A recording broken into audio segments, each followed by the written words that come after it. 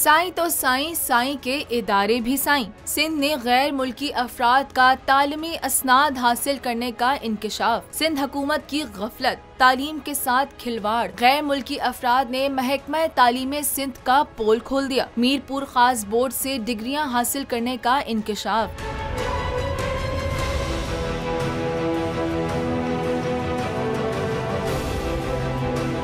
Record ठिकाने लगाने के लिए 3 बार आग भी लगवाई। हसास इदारों ने इम्तिहानात में शिरकत करने वाले गैर मुल्की अफराद का कार्ड हासिल कर लिया।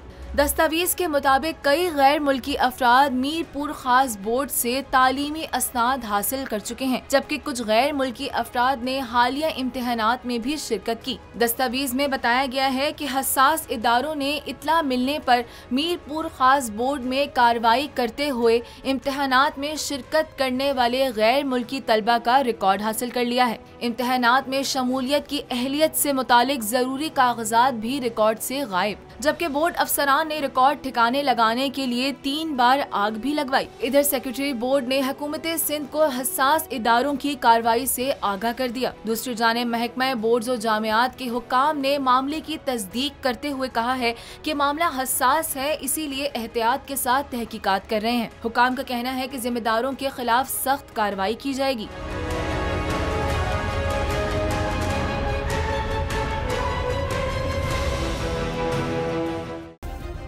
सब्सक्राइब करें और बेल दबाएं ताकि कोई खबर रह न जाए।